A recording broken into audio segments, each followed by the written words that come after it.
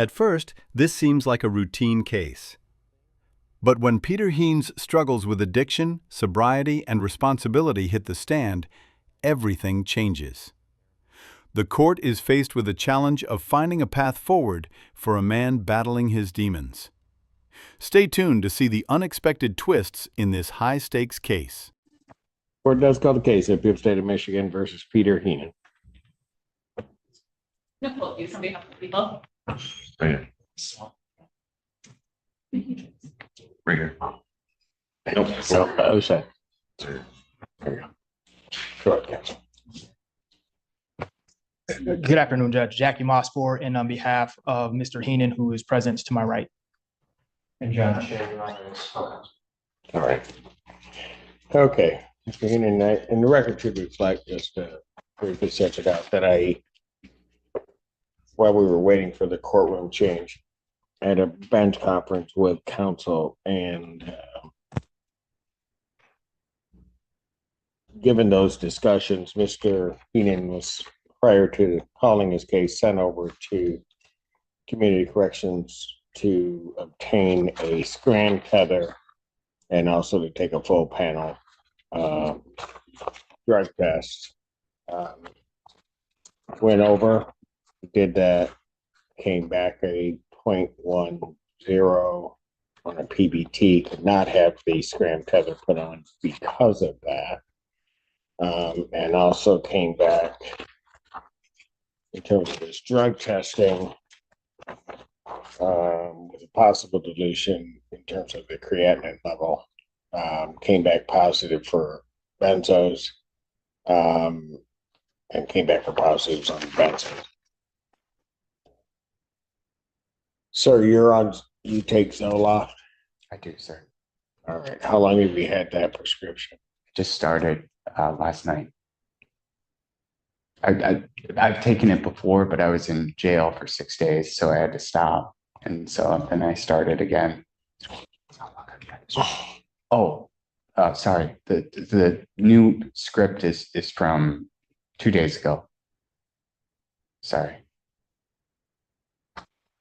Hold on. You got a prescription for Zoloft 2 days ago? Yes, Your Honor. I did. So rehab, I was in treatment, and they gave me a packet of Zoloft. So I've been using that, but I needed more. So I called my primary care doctor, and he prescribed, I think, 30. Okay, you had that prescription filled. Yes, Your Honor. And So, delivered. hold on. I just need to back up for a moment because I'm trying to find out where you are right now and have a greater understanding. You were in rehab. When did you get out of rehab? May 12th, I believe. Okay. Here's where things start to unravel.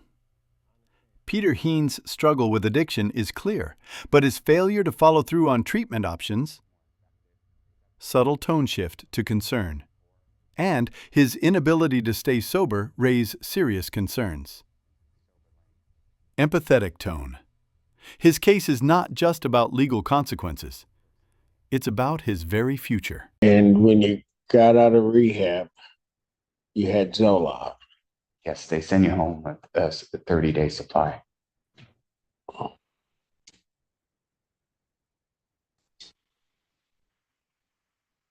And so at some point, then you ran out. No, I still have some, but I needed to call my doctor anyway and tell him about this. And so I asked for a refill. Okay. All right. Where were you in treatment? West Palm Beach in, it's called Hanley. It's a very good treatment center. To what? A very, very good treatment center. How long were you there? I was originally 30 days, but I extended to 45 voluntarily. Was there aftercare that was to follow that? There was. So I have a therapist. the University of Michigan IOP can't take me for 6 months because I missed Okay, an appointment, and that's because you missed an appointment with them. yes, and that's their policy.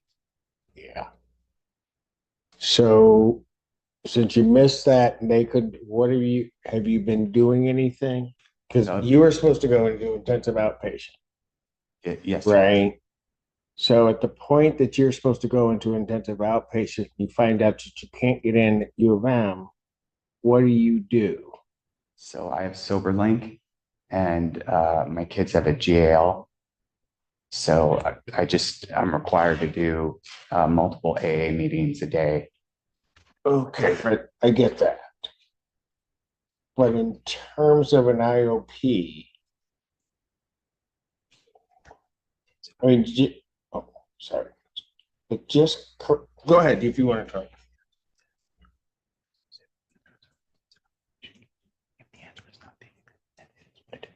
Oh, I've reached out to Brighton. They have an IOP program. It's on Zoom though, and I think Get enrolled? I can. Well, no. Here's what I'm trying to figure out. All right. And so I'm asking you these questions for a reason. I'm not asking you to try to trick you into anything. I'm just trying to figure out, like I said, where you are. Sure. So you get out of treatment. Part of the aftercare on the treatment program that you're in is that you were supposed to get yourself into an IOP, right? Your Honor, that was part of the condition. Also, the SoberLink and one AA meeting a day. Hold on. On whose condition? Oh, the treatment center's recommendation. Okay. You got me a little bit lost here. You go into the treatment center in Florida. You come out.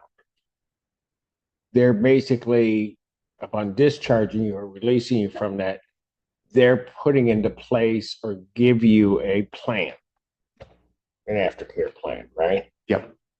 Part of that aftercare plan was you were to get yourself into intensive outpatient treatment, Yes, sir. right? Their recommendation was something here local at University of Michigan, right? Yes, sir. You were supposed to call them, but missed that somehow and or another.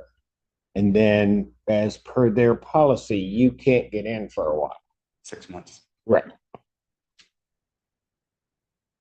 After all that happens, what do you do instead of?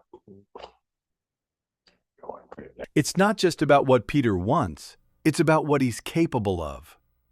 The judge knows that the easy choices won't work. The severity of Peter's alcohol addiction looms large over his case.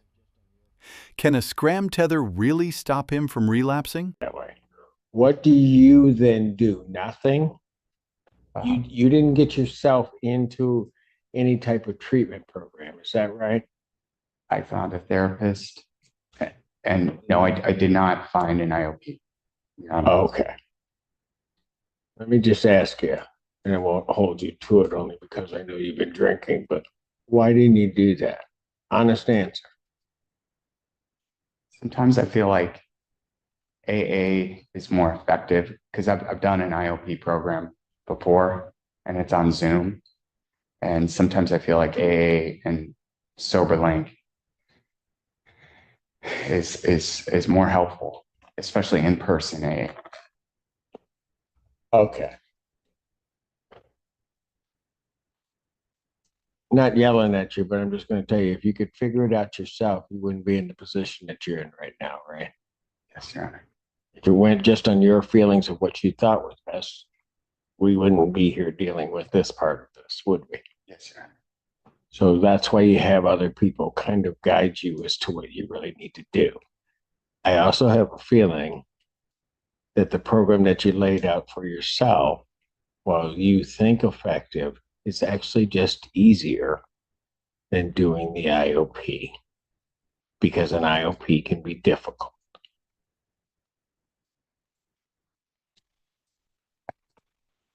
desperately wanted that Michigan ILP 9-1, Monday, Wednesday, Thursday. And I just screwed it up. Right. But then you also then didn't put anything in place once you had messed up. Right.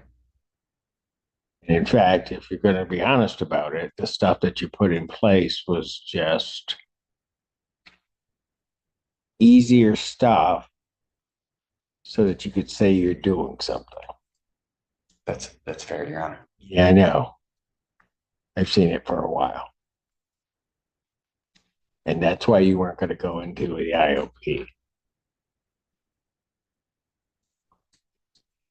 It was the easier path. Yeah. All right. Mr. Heenan, let me ask you this. You blew a 1-0. When did you stop drinking? When's the last time you had a drink?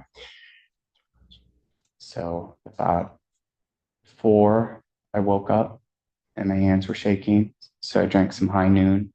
And then at How 7, much high noon did you have? just enough till my hands stopped shaking.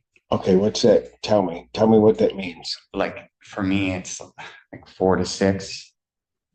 And then at 7 this morning, when the liquor stores open, I had a DoorDash delivery of more high noon.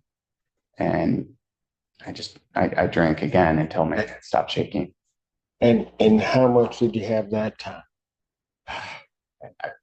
Your Honor, honestly, I just kept drinking until my hands stopped shaking. It was a 4-pack. This is where it gets real. The court isn't just sentencing Peter. It's giving him a final shot at redemption. For empathy. But will he take it? Or is the temptation of easy solutions too strong?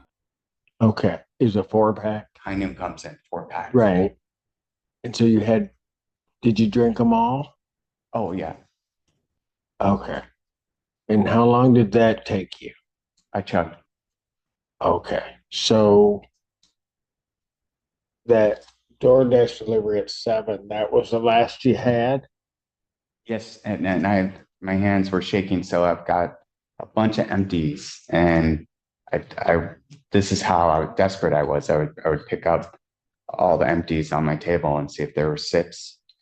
And there was one that was like that full, and I chugged that as well. It wasn't. What? Hold on. Sorry. What time did you do that? It was between 7 and 8 because I knew I had this coming. Okay. I didn't want to come in under the influence.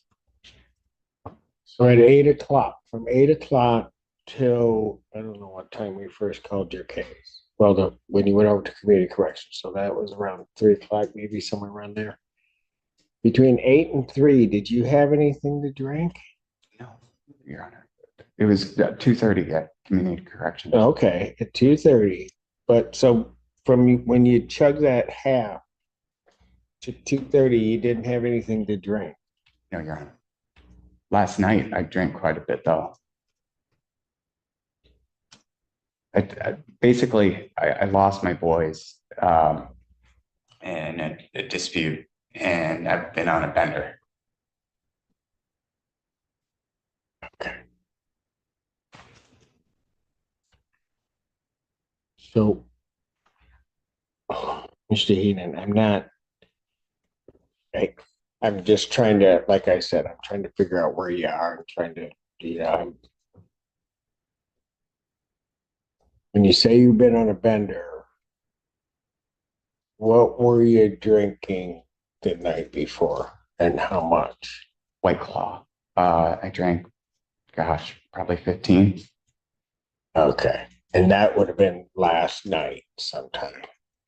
When you say that you stopped about 4, you said, or something like that? I woke up at 4. You woke up at 4.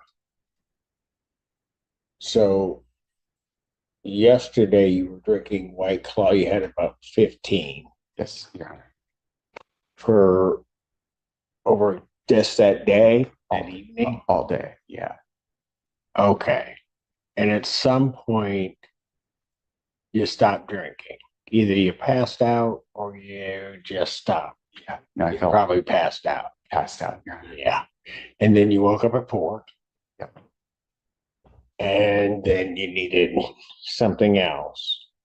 Yeah, my hands were Right. I get why. But you needed something else, and that's when you got the other stuff. Or you already had that. I already had it. Okay. I had White Claw and High Noon. And usually when I'm sober, I'm a fit person. I run marathons and stuff. So High Noon and White Claw are the lowest calorie drinks. Okay. And so then you switched to the High Noon and you did that, right? Chugged them. You're heating. Do you think you're in trouble? I mean, just not with the court. I'm not talking about with the court, but just with you and your sobriety. I do. I have 16 years of sobriety. So I know I can do it. I'm just having a hard time right now with this divorce and losing the kids. And just life is hard right now. I had to resign my job I loved. And it's just been rough.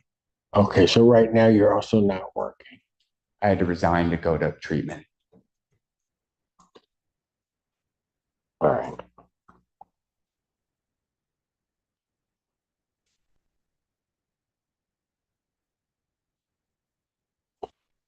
So here's what I'm just going to let you know that you're going to be staying at the Washington County Jail, temporarily revoke your bond. Okay. Now, I'm not doing that necessarily as a punishment, but I have no way to release you and keep the community nor you safe. Okay. And I'll just ask you this.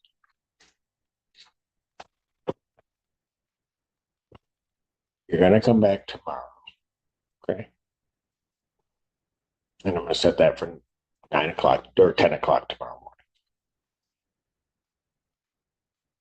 When you come back, and I may ask you this tomorrow, but I want to know right now, what would you like to see happen right now for you? I would like it to scram tether and start taking antabuse. Okay, Mr. Heenan, is that what you really would like to see happen? I need some accountability, yes. Okay, but you also need some help.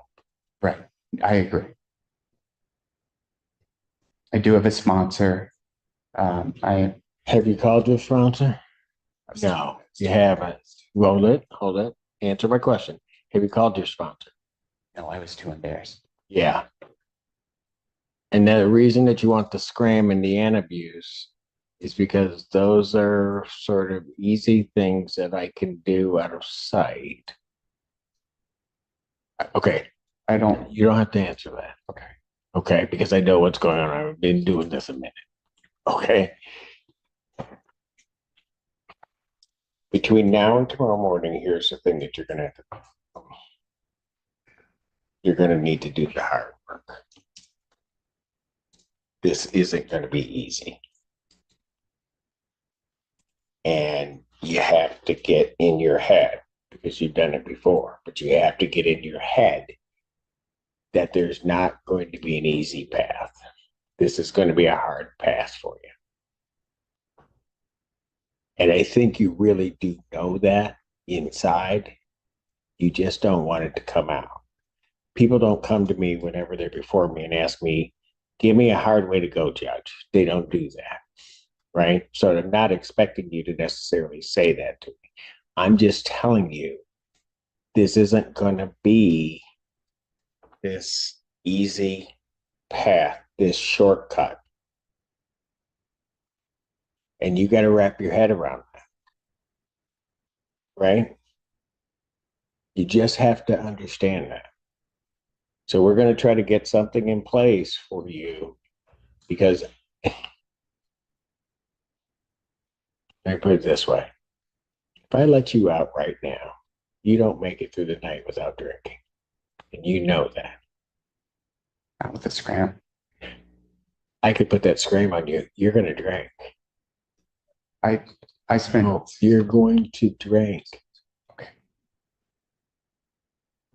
That scram is not a magic bullet. It's not going to stop you. The only thing that scram is going to do, quite frankly, where you are, the only thing the scram is going to do is just tell on you. It's not going to stop you from drinking. Realize that you pounded down 15 White Claws, and then you did 4, then that wasn't enough, and you had to call somebody to bring you more alcohol. Do you think a thing around your ankle is going to stop you after that? No, it's not.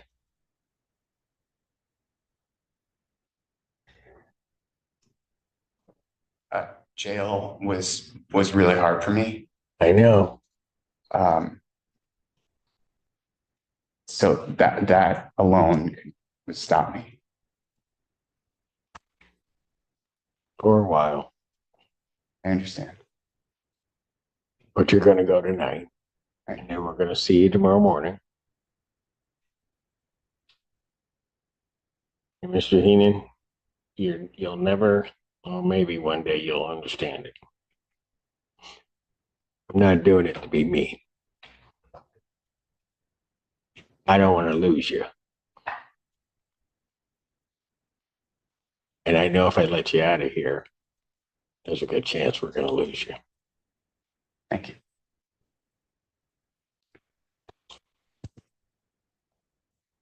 Probable cause conference will be adjourning. I'll just also call it a bond hearing. What is tomorrow, the 3rd? July 3rd, 2024 at 10 a.m. At this time, defendant bond is revoked. Just reset it tomorrow. Thank you.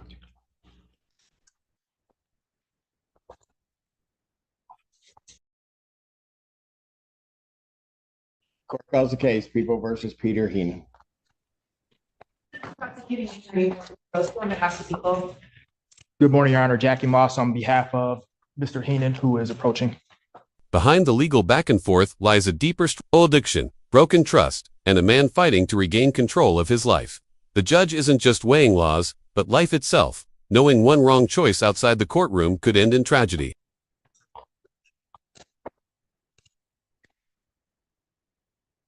All right. How are you doing, Mr. Heenan? Doing okay, Your Honor. Okay. Where are we on this? Did we get any update on Bear River? Your Honor, in regards to, pardon me, in regards to Bear River, yes, the update is Bear River can have Mr. Heenan admitted within 24 to 48 hours.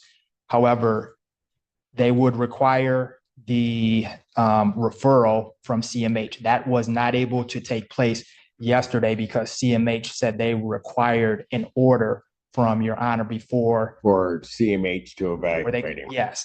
With that being said, my understanding is that in custody evaluations take place twice per week on Wednesdays and on Fridays. So if they received an order today, they could potentially get to him on Friday. If not, then it'll be into next week. Okay. With that being said, my position would be that where we left off yesterday, Your Honor was entertaining the idea of releasing Mr. Heenan on a scram tether. If the court is inclined to do so at this time, upon release, Mr. Heenan would be able to call the CMH hotline and immediately be evaluated. It's a 20 to 30-minute phone interview process, and then Mr. Heenan could continue with the admittance process with either Bear River or Mr. Heenan did mention another facility, Liberty Treatment, which is in Fayette, Michigan, Your Honor. People have a position on this. Your Honor, ultimately, I think we would defer to the court's discretion. The people really want to make sure that Mr. Heenan gets into treatment as soon as possible.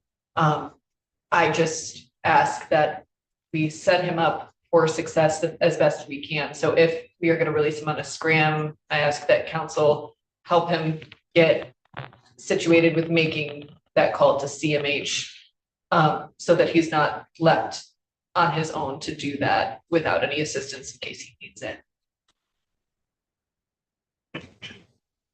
I would definitely be willing to do so, Your Honor. And one other thing I wanted to apprise the court, there are a few matters that Mr. Heenan would need to get in order in terms of personal affairs, primarily his rent, and actually more importantly, as a part of the settlement agreement in his divorce, he's ordered to pay the tuition for his son's private school. That payment is due on or before July 10th. Mr. Heenan does not have his credit card information with him. All of that is at home. So in order to be able to comply with that, that is another reason that we are asking that Mr. Heenan be allowed to scram feather. Mr. Heenan, when you're out, who helps with just your support around you? I mean, what other people are around you? I don't have much support, just AA. And that you've been doing via Zoom? Yes, sir. Okay. Okay, because here's part of my issue. Council's going to only be able to take you so far. So yeah, get you out, get the call made, but then you're there. And I understand that you've got the tether on, you would have the scram unit on, but all that may tell me is that you're going to, that you drank.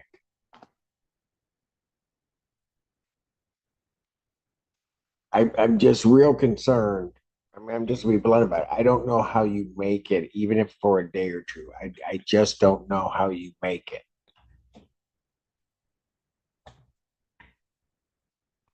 That's my problem. And I think you know that too. Am I right? Your Honor, I can do this. I can do it. I know I can. And I want to believe you. I'm not sure I do.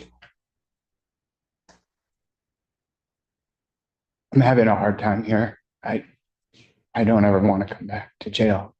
I'm not a bad person. Hey, say that. So that you understand, I don't think that you're a bad person either. I just don't. I'm more worried about you and what you do. That talk we had yesterday, I was kind of making that clear to you. That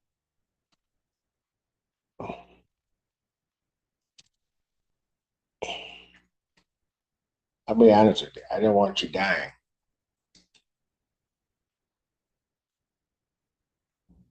That's what because eventually you're going to run out of opportunity and chances. And what weighs heavily on me, given what we went through that you past few days, is I could let you out on a scram tether and I never get you back. For what it's worth, Your Honor, I did have a very frank and blunt conversation with Mr. Heenan and informed him that if the scram tether did indicate that there was consumption of alcohol, Mr. Heenan would very likely remain in custody for the pendency of his case. Here's what I'm going to do. And you're not going to like it, Mr. Heenan, but I'm making the call. You're not going anywhere. I'll sign the order. He'll get assessed on Friday.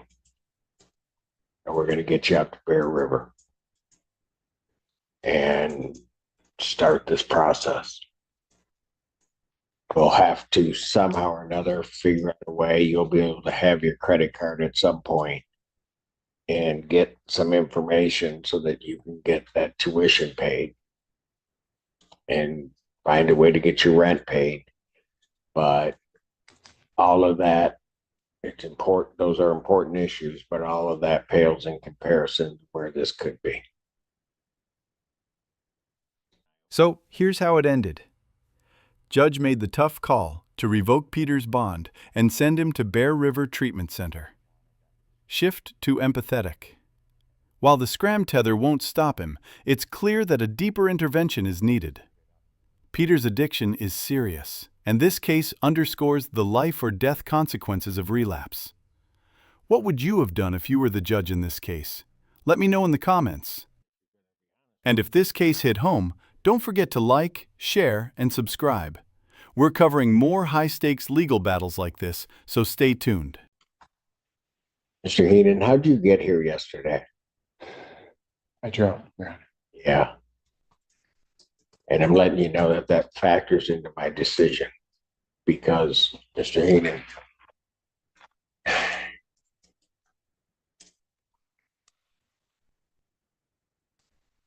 by the time we got to you and you didn't drink while you were here, you were a 0.10. By the time we got you over to community corrections, and you had already been here a while. It's that behavior that, and again, I'm not saying that you're a bad person, but your inability to make a proper judgment on that leads me to the conclusion that I have to keep you right where you are, get an order, get CMH to talk to you, and get you into treatment.